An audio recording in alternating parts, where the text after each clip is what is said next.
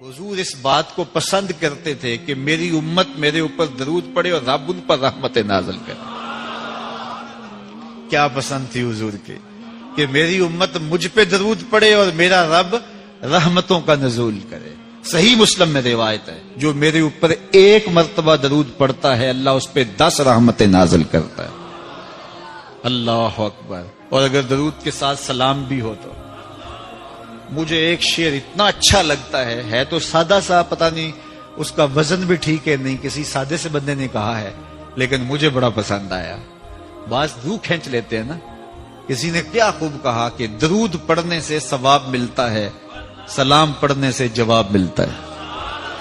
کتنا سادہ اور کتنا خوبصورت۔ درود پڑھنے سے ثواب ملتا ہے، سلام پڑھنے سے جواب ملتا ہے۔ اور اگر حضور کی طرف سے وعلیکم السلام کے لفظ آگے تو اور کیا چاہیے؟ اس لیے کثرت سے حضور کو سلام کرو۔ یار آپ گلی سے بازار سے گزرتے ہوں تو کوئی لڑکا، کوئی بزرگ، کوئی شخص آپ کو روز سلام کرے تو ایک دن آپ پوچھتے ہیں نا یہ کون ہے؟ روز ہی سلام کرتا ہے، یہ کس کا بیٹا ہے؟ یہ روز سلام کرتا ہے۔ پھر کس دن آپ روک کے پوچھیں گے پتر کس کے پتر ہو؟ اتنے اچھے ہو کہ روز سلام کرتے ہو۔ تو ایک دن حضور بھی پوچھیں گے نا یہ کس کا پتر ہے، یہ کس کا بیٹا ہے، یہ روز مجھے سلام کرتا ہے۔ تو پھر حضور سے تعارف ہو جائے گا۔ اس لیے حضور کو سلام کیا کرو۔ حضرت ابو درداء رضی اللہ تعالیٰ عنہ کہتے ہیں میں حضور کی بارگاہ میں جب آقا نے فرمایا نا کہ جمعے کے دن کثرت کے ساتھ میرے پہ درود پڑا کرو، تو میں نے عرض کی حضور جب آپ وصال کر جائیں گے تب بھی یہ عمل جاری رکھیں؟ تو حضور نے فرمایا اللہ نے مٹی پہ حرام کر دیا نبیوں کے جسموں کو کھائے۔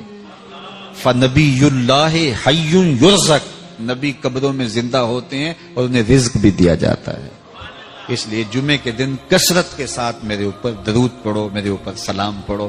اللہ اکبر۔ تو حضور فرماتے ہیں مجھے یہ بات پسند آتی ہے کہ کوئی میرے پہ درود پڑے اور پھر رب اس پہ رحمت نازل کرے۔ اللہ اکبر۔ حضرت ابی بن قعب کہتے ہیں میں نے حضور سے کہا حضور میں چوتھا حصہ آپ پہ درود پڑھوں گا اور باقی جو 3 حصے ہیں دیگر وظیفے کر لیا کروں گا۔